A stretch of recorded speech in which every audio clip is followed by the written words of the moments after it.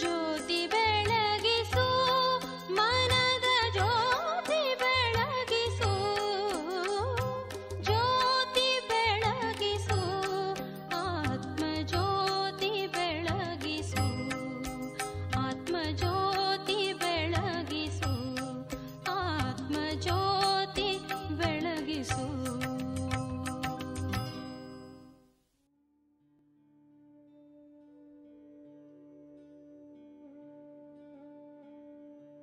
ನಮಸ್ಕಾರ. ಇಂದಿನ ಜ್ಞಾನಜ್ಯೋತಿ ಕಾರ್ಯಕ್ರಮಕ್ಕೆ ತಮಗೆಲ್ಲರಿಗೂ ಆದರದ ಸ್ವಾಗತ. ಈ ಕಲಾತ್ಮಕ ಜೀವನದ ಬಗ್ಗೆ ಅಥವಾ ಜೀವನದ ಕಲೆಗಳ ಬಗ್ಗೆ ಸಾಕಷ್ಟು ವಿಚಾರಗಳನ್ನು ತಿಳ್ಕೊಂಡಿದ್ದೀವಿ. ಹಿಂದಿನ ಸಂಚಿಕೆಯಲ್ಲಿ ಕೂಡ ಮಾತನಾಡುವ ಕಲೆಯ ಬಗ್ಗೆ ತಮ್ಮ ಸುಂದರವಾದ ಮಾತಿನಿಂದ ನಮಗೆ ಸಾಕಷ್ಟು ಮಾತುಗಳನ್ನು ತಿಳಿಸ್ಕೊಟ್ಟಿದ್ದಾರೆ ವೀಣಕ್ಕ ಅವರು. ಸೊ ಇವತ್ತು ಮತ್ತೊಂದು ಕಲೆಯ ಬಗ್ಗೆ ವಿಚಾರ ಮಾಡೋಣ, ಚರ್ಚೆ ಮಾಡೋಣ. ಅದನ್ನು ಮಾಡೋದಕ್ಕೋಸ್ಕರ ನಮ್ಮ ಜೊತೆಗೆ ಬಂದಿದ್ದಾರೆ ರಾಜಯೋಗಿನಿ ಬ್ರಹ್ಮಕುಮಾರಿ ವೀಣಾಜಿಯವರು. ಸಹೋದರಿ ವೀಣಕ್ಕ ಅವರಿಗೆ ನಿಮ್ಮೆಲ್ಲರ ಪರವಾಗಿ ಹಾಗೂ ವೈಯಕ್ತಿಕವಾಗಿ ನಾನು ಈ ಕಾರ್ಯಕ್ರಮಕ್ಕೆ ಸ್ವಾಗತವನ್ನು ಬಯಸ್ತಾ ಇದ್ದೀನಿ. ಸ್ವಾಗತ ವೀಣಕ್ಕ. ನಮಸ್ಕಾರ. ಶಾಂತಿ. ಕಳೆದ ಸಂಚಿಕೆಯಲ್ಲಿ ನಾವು ಮಾತಾಡ್ತಾ ಇದ್ವಿ ಮಾತನಾಡುವ ಕಲೆಯ ಬಗ್ಗೆ. ಎಷ್ಟು ಚಂದದ ವಿಚಾರಗಳನ್ನು ಆವಾಗ ತಿಳಿಸ್ಕೊಟ್ರಿ ನಮಗೆ. ಮತ್ತು ಇವತ್ತು ಯಾವ ವಿಚಾರದ ಬಗ್ಗೆ ತಿಳಿಸ್ಕೊಡ್ತಾ ಇದ್ದೀವಿ? ಇವತ್ತಿನ ದಿನ ವಿಶೇಷವಾಗಿ ಇವತ್ತಿನ ಜಗತ್ತಿನಲ್ಲಿ ಒಂದು ಸ್ವಲ್ಪ ನಶಿಸಿ ಹೋಗ್ತಾ ಇರುವ ಕಲೆ ಅದು ಹೆಚ್ಚಿನ ಅಂಶ. ಇವತ್ತಿನ ಎಲೆಕ್ಟ್ರಾನಿಕ್ಸ್ ಯುಗದಲ್ಲಿ ನಾವು ಪತ್ರ ಬರೆಯುವುದನ್ನು ಬಹಳ ಬಿಟ್ಬಿಟ್ಟಿದ್ದೇವೆ ಅಥವಾ ಯಾರೂ ಬರೀತಾ ಇಲ್ಲ. ಆದ್ದರಿಂದ ಬಹಳ ಅಗತ್ಯವಾಗಿ ಇವತ್ತಿನ ಸಮಾಜದಲ್ಲಿ ಬರೆಯುವುದು ಒಂದು ಕಲೆ. ಅದು ಏನು ಬೇಕಾದ್ರಾಗಿರಲಿ, ಲೇಖನ ಇರ್ಬೋದು, ಕವನ ಇರ್ಬೋದು, ಬರೆಯುವುದೇ ಒಂದು ಕಲೆ. Writing is an art. ಅದರ ಜೊತೆಗೆ ಲೆಟರ್ ರೈಟಿಂಗ್ ಇದೆಯಲ್ಲ, ಅದೊಂದು ಬ್ಯೂಟಿಫುಲ್ ಆರ್ಟ್. ಮನುಷ್ಯ ತನ್ನೆಲ್ಲ ಭಾವನೆಗಳನ್ನು ಅಭಿವ್ಯಕ್ತಿಪಡಿಸುವುದಕ್ಕೆ ಲೇಖನಿಗಿಂತ ದೊಡ್ಡದಾದ ಅಸ್ತ್ರ ಬೇರೆ ಯಾವುದೂ ಇಲ್ಲ. ಅದಕ್ಕೆ ಹೇಳ್ತಾರೆ pen is very sharp than weapon ಅಂತ ಹೇಳ್ತಾರೆ. ಹೌದು, ಖಂಡಿತವಾಗ್ಲೂ. ಒಂದು ಅಸ್ತ್ರಕ್ಕಿಂತ ಬಹಳ ಬಲಶಾಲಿಯಾದದ್ದು ಪೆನ್ ಅಂತ. ಆದ್ದರಿಂದ ನಾವಿವತ್ತು ಪರ್ಟಿಕ್ಯುಲರ್ಲಿ ಬರೆಯುವ ಕಲೆ ಬಹಳ ವಿಸ್ತಾರವಾದದ್ದು. ಅದಕ್ಕಾಗಿ ನಮ್ಮ ಶ್ರೀಸಾಮಾನ್ಯನ ಜೀವನದಲ್ಲಿ ಪತ್ರ ಬರೆಯುವುದು ಹೇಗೆ ಕಲೆಯಾಗಬಹುದು, ಅದರಿಂದ ನಮಗೆ ಅನೇಕ ಮಾನಸಿಕ ಬೇಗುದಿಗಳಿಂದ ಹೊರಗೆ ಬಂದು ವ್ಯಕ್ತಿತ್ವವನ್ನು ಪ್ರಖರಗೊಳಿಸಿಕೊಳ್ಳುವುದಕ್ಕೆ ಅದು ಹೇಗೆ ಸಹಕಾರಿಯಾಗುತ್ತೆ, ಈ ದಿಶೆಯಲ್ಲಿ ನಾವಿದನ್ನು ಚಿಂತನೆ ಮಾಡೋಣ ಅನ್ನೋದು ಉದ್ದೇಶ. ಎಷ್ಟು ಒಳ್ಳೆಯ ವಿಚಾರ ವೀಣಕ್ಕ. ನೀವೀಗ ಹೇಳ್ತಾ ಇದ್ದರೆ ನಾನು ಎಲ್ಲೋ ಕಳೆದೋಗ್ತಾ ಇದ್ದಂಗೆ ಅನ್ನಿಸ್ತಾ ಇದೆ. ಯಾಕೆಂದರೆ ಆ ಪತ್ರಗಳಿಗೆ ಅದು ಎಷ್ಟು ಒಂದು ಮಹತ್ವ ಇರ್ತಾಯಿತ್ತು ಅಂದರೆ, ಹಿಂದಿನ ಕಾಲದಲ್ಲಿ ನಾವು ಆ ಪೋಸ್ಟ್ಮ್ಯಾನ್ ಬರೋದನ್ನು ಎಷ್ಟು ಚೆನ್ನಾಗಿ ಗೇಟಲ್ಲಿ ನಿಂತ್ಕೊಂಡು ಕಾಯ್ತಾ ಇದ್ವಿ, ನಮ್ಗೆ ಯಾವ್ದಾದ್ರು ಲೆಟ್ರ್ ಇದೆಯಾ ಇವತ್ತು ಅಂತ ಹೇಳಿ ಅಂತ. ಇವತ್ತಿನ ಈ ಒಂದು ಏನು ಕಂಪ್ಯೂಟರ್ ಯುಗ ಅಂತ ಕರಿತೀವಿ, ಇಲ್ಲಿ ಪತ್ರಗಳೇ ನಶಿಸಿ ಹೋಗ್ತಾ ಇದೆ. ಸೊ ಆ ಪತ್ರ ಬರೆಯೋ ಕಲೆ ಇದೆಯಲ್ಲ, ಅದು ಎಂಥದ್ದು. ನಾವು ಹಿಂದಕ್ಕೆ ಹೋದರೆ, ಭಾಳ ಹಿಂದಕ್ಕೆ ಹೋಗ್ಬಿಟ್ರೆ, ಈಗ ಮೇಘ ಸಂದೇಶ ಎಂಥದ್ದು, ಮತ್ತು ನಳದಮಯಂತಿಯರನ್ನ ತಗೊಂಡಾಗ ಅರಸಂಚೆ ನೀಡಿದ ಅಮರ ಸಂದೇಶವನು ಅಂತ ಹೇಳಿ ಆ ಹಂಸದ ಮೂಲಕ, ಅವರು ಹಂಸ ಪಕ್ಷಿಯ ಮೂಲಕ ತಮ್ಮ ಸಂದೇಶಗಳನ್ನು ಪತ್ರ ಬರೆದು ಅದರ ಕಾಲಿಗೆ ಅಂಟಿಸಿ ಕಳಿಸ್ತಿದ್ರಂತೆ. ಮತ್ತು ಪಾರಿವಾಳಗಳು ಎಷ್ಟು ಪತ್ರಗಳನ್ನು ಸಂದೇಶ ತೊಗೊಂಡು ಹೋಗ್ತಾ ಇದ್ವು ಅಂತೆಲ್ಲ ಕೇಳಿದ್ದೀವಿ. ಅಂಥ ವಿಚಾರವನ್ನು ನೀವು ಇವತ್ತು ಎತ್ಕೊಂಡಿರೋದು ಭಾಳ ಸಂತೋಷ ಅಂತ ಅನ್ನಿಸ್ತಿದೆ ನನಗೆ. ಖಂಡಿತವಾಗ್ಲೂ ಈ ವಿಚಾರದ ಬಗ್ಗೆ ನೀವು ಸಾಕಷ್ಟು ತಿಳಿಸ್ಕೊಡ್ಲೇಬೇಕು. ಯಾಕೆಂದರೆ ಇವತ್ತಿನ ಮಕ್ಕಳಿಗೂ ಕೂಡ ಪತ್ರ ಬರೆಯೋದೇ ಮರ್ತೋದಂಗೆ ಆಗೋಗ್ಬಿಟ್ಟಿದೆ. ಅಂಥ ಸಂದರ್ಭದಲ್ಲಿ ನೀವು ಈ ಕಲೆಯನ್ನು ತೊಗೊಂಡಿರೋದು ಭಾಳ ಚೆನ್ನಾಗಿದೆ. ಇದು ಖಂಡಿತ ಇದರ ಬಗ್ಗೆ ಸಾಕಷ್ಟು ವಿಚಾರಗಳನ್ನು ಇವತ್ತು ತಿಳಿಸ್ತೀರಾ ಅಂತ ಅಂದ್ಕೊಂಡಿದ್ದೀನಿ. ನಾನು ತುಂಬ ಉತ್ಸಾಹದಿಂದ ಕೇಳ್ತಾ ಇದ್ದೀನಿ.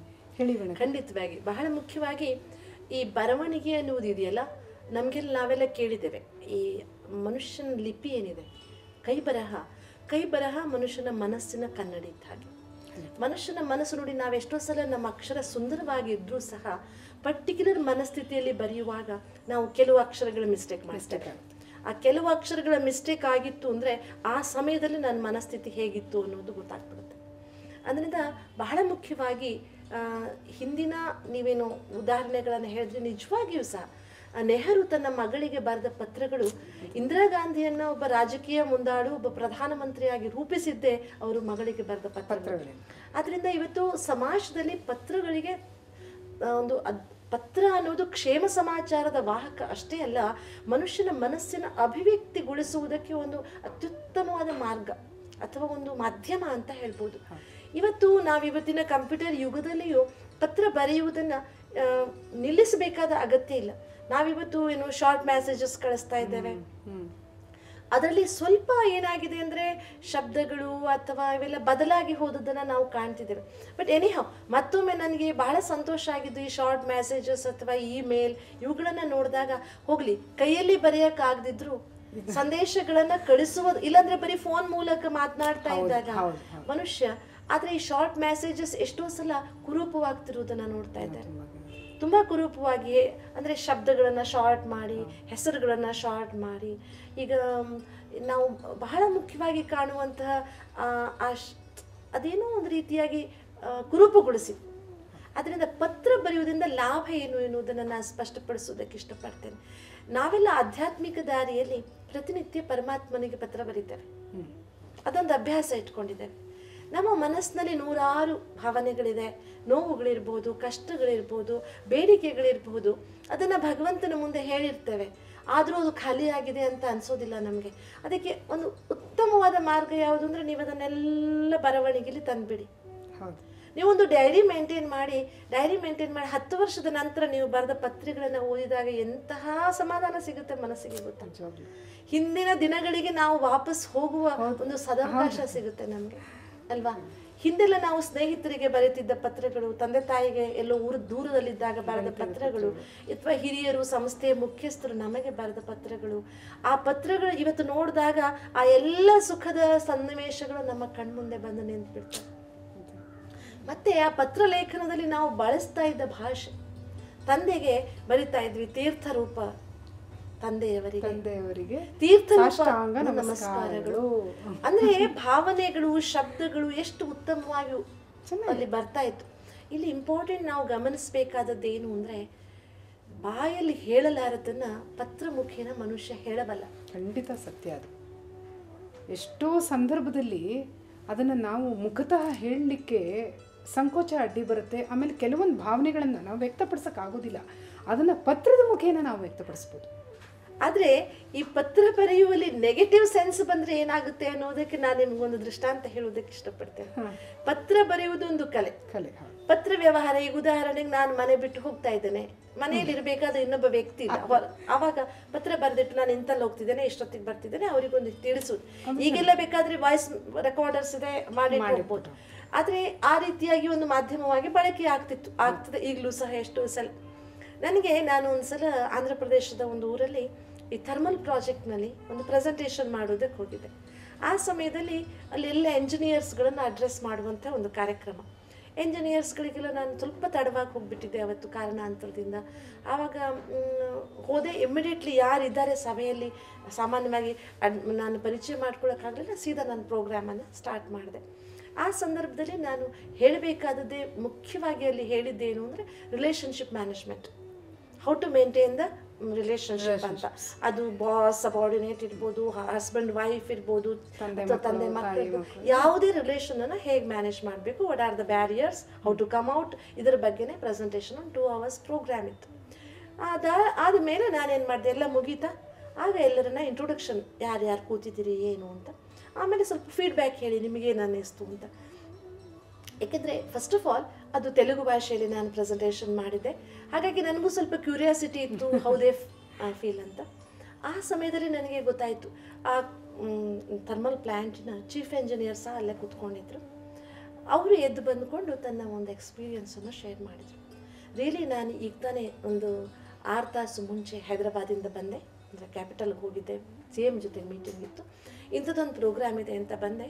Really it was for me only, ನನಗೋಸ್ಕರ ಇತ್ತು ಈ ಕಾರ್ಯಕ್ರಮ. ಇವತ್ತಿನ ದಿನ ನೀವು ರಿಲೇಷನ್ಶಿಪ್ ಮ್ಯಾನೇಜ್ಮೆಂಟನ್ನು ಹೇಳಿದ ಮೇಲೆ ನನಗೆ ಜಾಗೃತಿ ಆಯಿತು. ನಾನು ಇವತ್ತಿನ ದಿನದಿಂದ ಚೇಂಜ್ ಮಾಡ್ಕೊಳ್ತೇನೆ ನನ್ನನ್ನು. ಯಾಕೆಂದರೆ ನಮ್ಮ ಸಂಬಂಧ, ನಾನು ಮತ್ತು ನನ್ನ ಹೆಂಡತಿಯ ಸಂಬಂಧದಿಂದ ಇಷ್ಟು ಕಹಿಯಾಗಿಬಿಟ್ಟಿದೆ. ನಾವು ಮಕ್ಕಳಿದ್ದಾರೆ ಇಬ್ಬರು, ಅವರನ್ನು ನಮ್ಮ ಕಹಿಯಿಂದಾಗಿ ಅವ್ರು ಯಾಕೆ ಸಫರ್ ಆಗಬೇಕು ಅಂತ ಹಾಸ್ಟೆಲ್ಗೆ ಹಾಕ್ಬಿಟ್ಟಿದ್ವಿ. ಇವತ್ತಿನ ದಿನ ಈ ರಿಲೇಷನ್ಶಿಪ್ ಮ್ಯಾನೇಜ್ಮೆಂಟ್ ನಿಮ್ಮ ಮಾತಿನಲ್ಲಿ ಕೇಳಿದ ಮೇಲೆ ನನಗೆ ತುಂಬ ಸಂತೋಷ ಆಯಿತು. ನಾನು ಓಪನ್ ಆಗಿ, ಇಲ್ಲಿ ನನ್ನ ಹೆಂಡತಿನೂ ಕೂತಿದ್ದಾಳೆ, ಓಪನ್ ಆಗಿ ನಿಮ್ಮೆಲ್ಲರ ಮುಂದೆ ನನ್ನಿಂದ ಏನೇನು ತೊಂದರೆ ಆಗಿದೆ ನನ್ನ ಹೆಂಡತಿಗೆ, ಅದಕ್ಕಾಗಿ ಕ್ಷಮೆ ಕೇಳ್ತೇನೆ.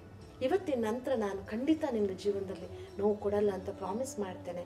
ಸೊ ನಾವು ಮತ್ತೆ ಒಳ್ಳೆಯ ರೀತಿಯಿಂದ ಸಂಸಾರ ನಡೆಸೋಣ ಅಂತ ಹೇಳ್ತೇನೆ ಅಂತ. ಆಗ ನಾನೊಂದು, ಹಾಗಾದರೆ ನಿಮ್ಮ ಹೆಂಡ್ತಿನೂ ಇದ್ದರೆ ಮೆಕ್ಕಮಲ್ವಾ ಅಂತ ಕೇಳಿದಾಗ ನಂಗೆ ಗೊತ್ತಾಗಿದ್ದೇನು ಅಂದರೆ, ಆ ಏರಿಯಾದ ಪಂಚಾಯಿತಿ, ಜಿಲ್ಲಾ ಪಂಚಾಯಿತಿಯ CEO ಆಕೆ. ಆಕೆ ಒಬ್ಬ IAS ಆಫೀಸರ್. ಸರಿ ಸರಿ. ಆಕೆನೂ ಅಂದ್ರೆ ಆ ಕಂಪನಿಯ ಯಾರೋ ಸಬಾರ್ಡಿನೇಟ್ಸ್ ಆಕೆನ ಒತ್ತಾಯ ಮಾಡಿ ಆ ಪ್ರೋಗ್ರಾಮಿಗೆ ಕರ್ಕೊಂಡ್ಬಂದಿದ್ದಾರೆ. ಅಂದ್ರೆ ಗೊತ್ತಿದ್ದವರು ಬಹುಶಃ ಯಾರು, ನನಗೆ ಐಡಿಯಾ ಇರಲಿಲ್ಲ. ಆಕೆ ಎದ್ದು ಬಂದು ಆಕೆ ಕಣ್ ತುಂಬಿಕೊಂಡೇ ಬಂದರು.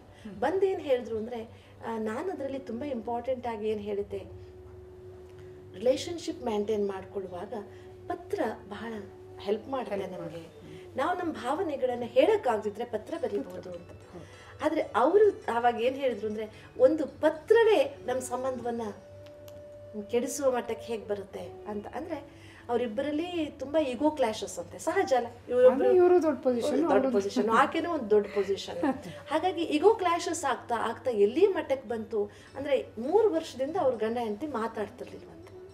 ಇಬ್ಬರು ಒಂದೇ ಮನೆಯಲ್ಲಿದ್ದಾರೆ, ಕೆಲಸ ಮಾಡ್ತಿದ್ದಾರೆ, ದಿನಾಲು ಒಟ್ಟಿಗೆ ಇದ್ದಾರೆ, ಆದರೆ ಮಾತಾಡ್ತಿಲ್ಲ. ವ್ಯವಹಾರ ಹೇಗೆ ಅಂತ ಕೇಳಿದ್ರೆ, ಚೀಟಿ ಮೂಲಕ ವ್ಯವಹಾರ, ಎಲ್ಲ ವ್ಯವಹಾರ ಚೀಟಿ ಮೂಲಕ. ಇವರಿಗೇನಾಗಿದೆ ಅಂತಂದ್ರೆ, ಇದು 3 days ಬ್ಯಾಕ್ ನಡೆದ ಘಟನೆ ಅಂತೆ. ನಾನು ಪ್ರೋಗ್ರಾಮಿಗಿಂತ 3 ದಿನ ಮುಂಚೆ CM ಅರ್ಜೆಂಟ್ ಮೀಟಿಂಗಿಗೆ ಬರಕ್ಕೆ ಹೇಳಿದ್ದಾರೆ. ಈ ಮನುಷ್ಯ ಅರ್ಜೆಂಟ್ ಆಗಿ ಬೆಳಿಗ್ಗೆ ಎದ್ದು ತಿರುಪತಿ ಹತ್ರ ಒಂದು ರೇಣುಗುಂಟ ಇದೆಯಲ್ವಾ, ಅಲ್ಲಿಂದ ಫ್ಲೈಟಲ್ಲಿ ಹೈದರಾಬಾದಿಗೆ ಹೋಗಬೇಕು. ರೇಣುಗುಂಟಕ್ಕೆ ಹೋಗುವುದಕ್ಕೆ ಇವರಿಗೆ 1.5 ಗಂಟೆ ಏನೋ ಬೇಕು. ಬೆಳಗ್ಗೆ 6 ಗಂಟೆಗೆ ಫ್ಲೈಟ್ ಇದೆ, ಅಂದರೆ ಇವ್ರು 4 ಗಂಟೆಗೆ ಇಲ್ಲಿಂದ ಹೊರಡಬೇಕು. ಅದಕ್ಕೆ ಇವ್ರು ಏನು ಮಾಡಿದ್ದಾರೆ, ಹೆಂಡತಿಗೆ ಒಂದು ಸ್ಲಿಪ್ ಬರೆದಿಟ್ಟಿದ್ದಾರೆ, ನನ್ನನ್ನು 3:30ಗೆ ಎಬ್ಸು ಅಂತ. ಆಕೆ ಏನು ಮಾಡಿದ್ದಾಳೆ, ಇವರಿಗೆ ಎಚ್ಚರ ಆದಾಗ ಬೆಳಿಗ್ಗೆ ನೋಡ್ತಾರೆ 6 ಗಂಟೆ ಆಗ್ಬಿಟ್ಟು. ಅಂದರೆ ಫ್ಲೈಟು ಹೊಟ್ಟೋಯ್ತು. ಸಿಕ್ಕಾಬಿಟ್ಟೆ ಸಿಟ್ಟು ಬಂತು. 3 ವರ್ಷದಿಂದ ಮಾತಾಡದೆ ಇರುವವರು ಅವತ್ತು ಕಿರ್ಚಾಡಿ ಮಾತಾಡಿ ಆಮೇಲೆ ಅರ್ಜೆಂಟಾಗಿ ಹೋಗಿ ನೆಕ್ಸ್ಟ್ ಸ್ಪೆಷಲ್ ಆಗಿ ಹೆಲಿಕಾಪ್ಟರ್ನಲ್ಲಿ ಸಮಥಿಂಗ್ ಏನೇನೋ ಆಯಿತು ಮುಂದೆ ಅಂತ ಹೇಳಿದ್ರು ಅವರು. ಆಗ ಹೆಂಡತಿಗೆ ಕಿರ್ಚಾಡಿದಾರೆ ಅವರು, ನಿನಗೆ ಎಬ್ಸು ಅಂತ ಹೇಳಿದ್ರೆ ಎಬ್ಸಕ್ಕಾಗಲಿಲ್ಲ ಅಂತ. ಹಾಗೆ ಆಕೆ ಬಹಳ ಸೈಲೆಂಟ್ ಆಗಿ, ಅವರು ಚೀಟಿ ಬರೆದಿಟ್ಟಿದ್ದಾರೆ ಡೈನಿಂಗ್ ಟೇಬಲ್ ಮೇಲೆ. ಆಕೆ ದಿಂಬಿನ ಪಕ್ಕಕ್ಕೆ 3:30 ಗಂಟೆಗೆ ಒಂದು ಚೀಟಿ ತಂದಿಟ್ಟಿದ್ದಾಳೆ. 3:30 ಗಂಟೆ ಆಯ್ತು ಎದ್ದೇಳಿ. ಈಗ ವಿಚಾರ ಮಾಡಿ, ಚೀಟಿ ಎಬ್ಸುತ್ತಾ ಮನುಷ್ಯನ್ನ? ಎಬ್ಬಿಸ್ಲಿಲ್ಲ.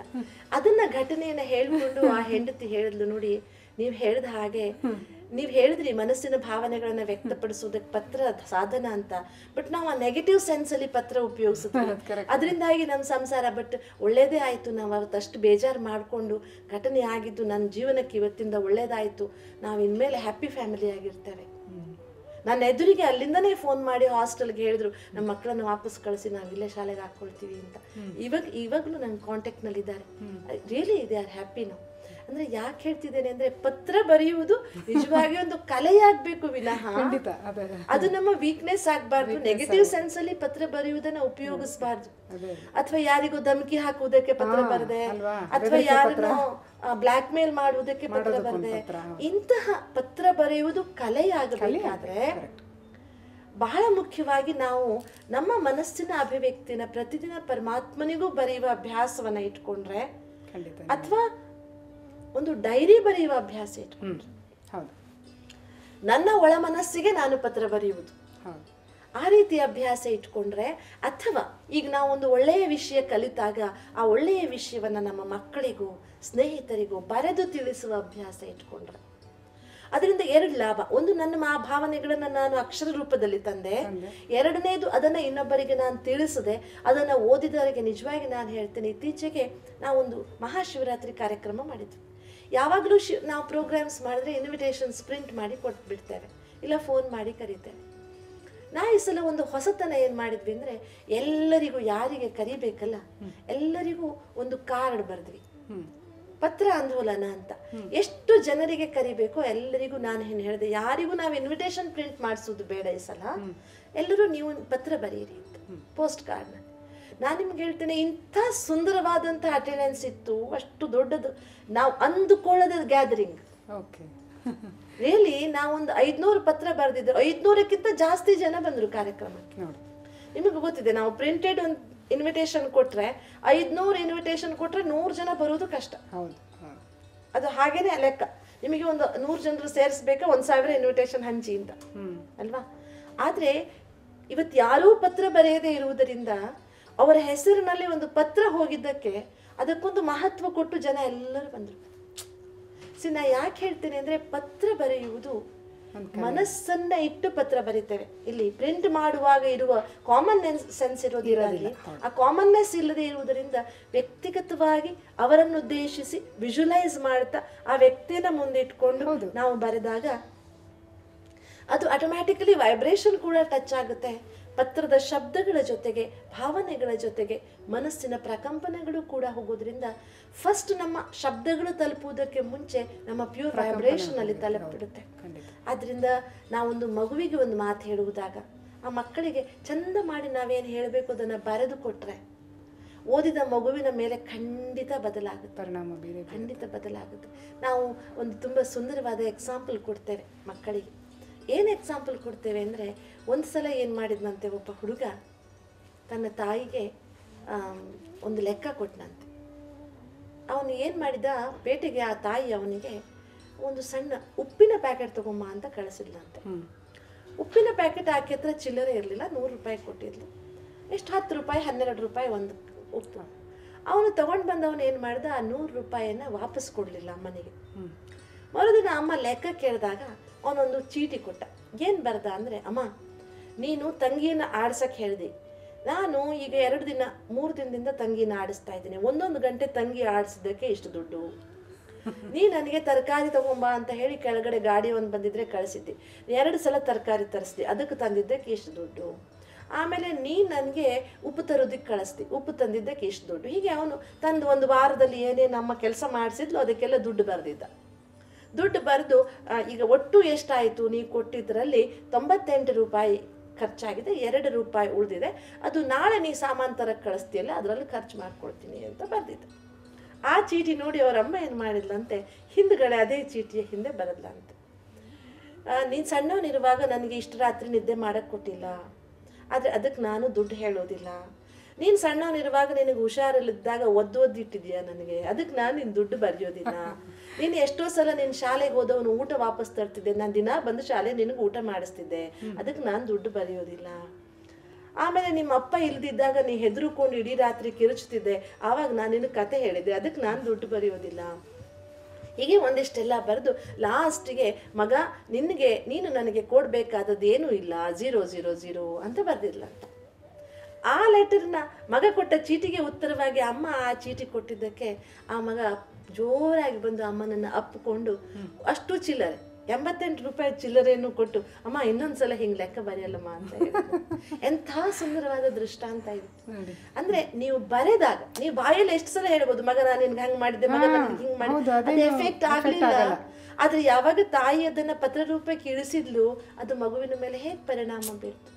ಅಂದ್ರೆ ಮನಸ್ಸಿನ ಭಾವನೆಗಳನ್ನ ವ್ಯಕ್ತಪಡಿಸುವುದಕ್ಕೆ ಇದೊಂದು ಅತ್ಯುತ್ತಮವಾದ ಬರವಣಿಗೆ, ಒಂದು ವಿಧಾನ, ಸಾಧನ, ಅದು ಕಲೆಯಾದಾಗ. ನಾನು ಮತ್ತೊಮ್ಮೆ ನೆನಪು ಮಾಡಿಕೊಡ್ತೇನೆ, ಪತ್ರ ಬರೆಯುವುದು ಯಾರ್ದೋ ಜೀವನ ನಾಶ ಮಾಡುವುದಕ್ಕೆ ಅಥವಾ ಬ್ಲ್ಯಾಕ್ ಮೇಲ್ ಮಾಡುವುದಕ್ಕೆ ಅಥವಾ ಅನವಶ್ಯಕವಾಗಿ ಪ್ರೀತಿ ಹೆಸರಿನಲ್ಲಿ ಇನ್ಫ್ಯಾಚುಯೇಷನ್ ಮಾಡಿಸುವುದಕ್ಕೆ, ಯಾರ್ದೋ ವ್ಯಕ್ತಿತ್ವಕ್ಕೆ ಭಂಗ ತರುವುದಕ್ಕೆ ಸಾಧನವನ್ನಾಗಿ ಬಳಸ್ಕೊಳ್ಳುವುದು ಬೇಡ. ನಾವು ಪತ್ರ ಬರೆಯುವುದನ್ನ ಒಂದು ಕಲೆಯಾಗಿ ನಮ್ಮ ಜೀವನದ ಗೊಂದಲಗಳ ನಿವಾರಣೆಗೆ, ಮನಸ್ಸಿನ ಸಮಾಧಾನದ ಬೆಳವಣಿಗೆಗೆ ನಾವು ಪತ್ರ ಬರೆಯುವುದನ್ನು ಕಲೆಯನ್ನಾಗಿ ರೂಢಿಸ್ಕೊಳ್ಳೋಣ.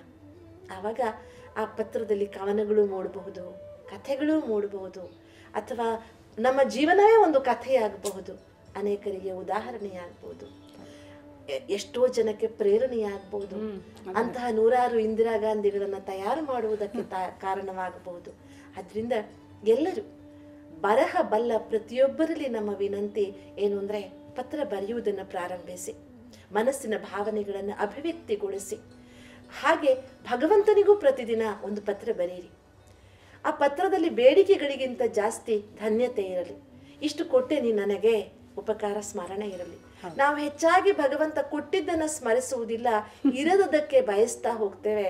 ಹಾಗಾಗಿ ನಮ್ಮ ಬೇಡಿಕೆಗಳ ಪಟ್ಟಿ ಪೂರೈಸುವುದೇ ಇಲ್ಲ, ಯಾಕೆಂದ್ರೆ ಮೈಲುದ್ದ ಇರುತ್ತೆ. ಅದು ಯಾವುದನ್ನ ಪೂರೈಸಬೇಕು, ಯಾವುದನ್ನ ಬಿಡಬೇಕು, ಆ ಭಗವಂತನೂ ಕಂಗಾಲಾಗ್ಬಿಡ್ತಾರೆ ಇಷ್ಟೆಲ್ಲ ಬೇಡಿಕೆ ಇಟ್ಟಾಗ. ಆದ್ರಿಂದ ನಾವೆಲ್ಲರೂ ಭಗವಂತ ಏನು ಕೊಟ್ಟಿದ್ದಾನೆ ಅದಕ್ಕೆ ಧನ್ಯತೆಯ ಒಂದು ಪತ್ರ ಬರೆಯೋಣ. ಭಗವಂತನಲ್ಲಿ ಎಲ್ಲವೂ ಇದೆ. ನಾವು ಒಮ್ಮೆ ಧನ್ಯತೆಯ ಪತ್ರ ಬರಿತಾ ಹೋದಾಗ ಮತ್ತೆ ಅಲ್ಲಿಂದ ಪ್ರಾಪ್ತಿಯೂ ಜಾಸ್ತಿ ಆಗುತ್ತೆ. ಅದರಿಂದ ನಾವು ಬೇಡುವವರಾಗುವುದು ಬೇಡ, ನೀಡುವವರಾಗೋಣ. ಅದು ನೀಡುವುದಕ್ಕಾಗಿ ಅನುಭವದ ದೇಣಿಗೆಯನ್ನು ಕೊಡೋಣ ಸಮಾಜಕ್ಕೆ. ನಮ್ಮೊಳಗೆ ಬೇಕಾದಷ್ಟು ಅನುಭವ ಇದೆ, ಆ ಅನುಭವವನ್ನು ಕಲಾತ್ಮಕವಾಗಿ ಹೊರಗಿಡೋಣ. ಪತ್ರ ಬರೆಯುವ ಕಲೆಯನ್ನು ರೂಢಿಸ್ಕೊಳ್ಳೋಣ. ಮಿತ್ರರನ್ನು ಸಂಪಾದಿಸೋಣ ಇದರಿಂದ, ಶತ್ರುಗಳನ್ನು ದೂರ ಮಾಡಿಕೊಳ್ಳೋಣ ಇದರಿಂದ, ಬಂಧುತ್ವ ಬೆಸೆದುಕೊಳ್ಳೋಣ ಇದರಿಂದ, ಸಂಬಂಧ ಉಳಿಸಿಕೊಳ್ಳೋಣ. ತುಂಬ ಒಳ್ಳೆಯ ಸಂದೇಶವನ್ನು ಕೊಟ್ಟಿದ್ದೀರಿ ವೀಣಕ್ಕ. ಈ ಪತ್ರ ಬರೆಯೋದ್ರ ಬಗ್ಗೆ, ಅಥವಾ ನೋಡಿ ಪತ್ರದಲ್ಲಿ ನೀವು ಅವಾಗಲೇ ಹೇಳಿದ್ರಿ, ಎದುರುಗಿರೋರನ್ನ ಅಂದರೆ ನಾವು ಪತ್ರ ಯಾರಿಗೆ ಬರೀಬೇಕು ಅಂದ್ಕೊಂಡಿದ್ದೀವಿ ಅವ್ರನ್ನ ನಾವು ಇಮ್ಯಾಜಿನ್ ಮಾಡಿಕೊಂಡು ಆ ಭಾವನೆಗಳನ್ನು ಬರಿತೀವಿ, ಹಾಗಾಗಿ ಅವ್ರಿಗೆ ಆ ತರಂಗಗಳು ಮುಟ್ಟುತ್ತೆ ಅಂತ ಹೇಳಿದ್ರಿ. ಭಾಳ ಸತ್ಯ ಅದು. ಯಾಕೆಂದರೆ ಅಲ್ಲಿ ಅವಾಗ ನಮ್ಮ ಮನಸ್ಸಿನಲ್ಲಿರುವಂಥ ಅವ್ರ ಬಗೆಗಿನ ಆ ಪ್ರೀತಿ ವಿಶ್ವಾಸ ಇರುತ್ತಲ್ಲ, ಅವ್ರ ಆ ಪತ್ರವನ್ನು ಮುಟ್ಟಿದ ತಕ್ಷಣವೇ ಅದು ಅವ್ರಿಗೂ ಕೂಡ ಅದು ಪಾಸ್ ಆಗುತ್ತೆ. ಹಾಗಾಗಿ ಈ ಪತ್ರ ಬರೆಯುವ ಒಂದು ಕಲೆ ಏನಿದೆ, ಅದೇ ಕಲಾತ್ಮಕವಾಗಿ ಬರೀಬೇಕು ಬಿಡಿ. ಏಕೆಂದರೆ ನೀವು ಹೇಳ್ದಂಗೆ ವಿಧ್ವಂಸಕ ಕೃತ್ಯಗಳಿಗೆ ಪತ್ರಗಳನ್ನು ಬಳಸ್ಕೊಳ್ಳೋದು ಬಹಳ ಅದು ಅಪಾಯಕಾರಿಯಾದಂಥ ಒಂದು ಇದು. ಅದಕ್ಕೆ ಯಾರೂ ಇಳಿದಿರ ಪತ್ರಗಳನ್ನು ಮಿತ್ರರಿಗೆ ಅಥವಾ ಪ್ರೀತಿ ಪಾತ್ರ ತಂದೆ ತಾಯಿಯಂದರಿಗೆ, ಈ ನೀವು ಹೇಳ್ದಂಗೆ ಭಗವಂತನಿಗೆ ಪತ್ರ ಬರೆಯುವಂಥದ್ದು ಎಷ್ಟು ಒಳ್ಳೆಯ ಕಲ್ಪನೆ ಅದು. ಅದನ್ನು ದಿನ ಒಂದು ಬರೆದ್ರೆ ಇನ್ನೂ ಬೇಕು ಅಂತ ಅನ್ನೋದು ಬಡತನ, ಸಾಕು ಅನ್ನೋದು ಸಿರಿತನ, ಅದನ್ನು ನೆನೆಸ್ಕೊಂಡು ನಾವು ಭಗವಂತನಿಗೆ ದಿನ ಒಂದೊಂದು ಧನ್ಯವಾದ ಪತ್ರ ಬರೆದ್ರೂ ಕೂಡ ಎಷ್ಟೋ ಚೆನ್ನಾಗಿ ನಮ್ಮ ಭಾಷೆನೂ ಇಂಪ್ರೂವ್ ಆಗುತ್ತೆ, ಜೊತೆಗೆ ಭಗವಂತನ ಜೊತೆಗೆ ಒಂದು ಕನೆಕ್ಷನ್ ಇಟ್ಕೊಂಡಂಗೂ ಆಗುತ್ತೆ. ಭಾಳ ಒಳ್ಳೆಯದನ್ನು ಹೇಳಿದ್ರಿ ನೀವು ಈ ಪತ್ರ ಬರೆಯುವ ಕಲೆಯ ಬಗ್ಗೆ. ಮತ್ತಿನ್ನೇನಾದರೂ ವಿಚಾರಗಳು ನಿಮ್ಮ ಮನಸ್ಸಿನಲ್ಲಿ ತುಡಿತಾ ಇದ್ದರೆ ಒಂಚೂರು. ಬಹಳ ಮುಖ್ಯವಾಗಿ ಇಲ್ಲಿ ನಾವು ಪತ್ರ ಬರೆಯುವುದು ಅಂದರೆ, ಕಲಾತ್ಮಕವಾಗಿ ಬರೆಯುವುದು ಅಂದರೆ ತುಂಬ ಒಳ್ಳೆಯ ಶಬ್ದಗಳನ್ನೇ ಬರೆದ್ಬಿಡಬೇಕು, ಸಾಹಿತ್ಯಾತ್ಮಕವಾಗಿರಬೇಕು ಪತ್ರ. ಹಾಗಲ್ಲ, ಈ ಪತ್ರ ಬರೆಯುವುದಿದೆಯಲ್ಲ, ಇಲ್ಲಿ ಬಹಳ ಮುಖ್ಯವಾಗಿ ನಾವು ನೆನಪಿಟ್ಕೊಳ್ಬೇಕಾದದ್ದು, ಪತ್ರ ಬರೆಯುವುದು ಕಲಾತ್ಮಕವಾಗಿರಬಾರ್ದು. ಪತ್ರ ಬರೆಯುವುದು ನಮ್ಮ ಭಾಷೆಯ ನೇರವಾದ ಇಳಿತವಾಗಿರ್ಬೇಕು. ಅಲ್ಲಿ ನಾವು ಕರೆ ಸೇರಿಸಕ್ಕೆ ಹೋಗಿ ಭಾವನೆಯನ್ನ ಕೆಡಿಸ್ಕೊಳ್ಬಾರ್ದು. ನೇರವಾಗಿ ನಮ್ಮ ವಿಚಾರಗಳನ್ನ ಸರಳವಾದ ಭಾಷೆಯಲ್ಲಿ ಬರಿತಾ ಹೋದ್ರೆ ಅದೇ ಅಪೀಲಿಂಗ್ ಇರುತ್ತೆ. ಖಂಡಿತ ನಾವು ಅದಕ್ಕೆ ತುಂಬಾ ಅಲಂಕಾರ ಮಾಡುವ ಅವಶ್ಯಕತೆ ಇರುವುದೇ ಇಲ್ಲ. ಗ್ರಾಂಥಿಕ ಭಾಷೆ ಏನು ಬೇಕಾಗಿಲ್ಲ, ಖಂಡಿತ ಬೇಡ. ಗ್ರಾಂಥಿಕ ಭಾಷೆಯೂ ಬೇಡ, ಅಲಂಕಾರಗಳು ಬೇಡ, ಉಪಮೆಯೂ ಬೇಡ.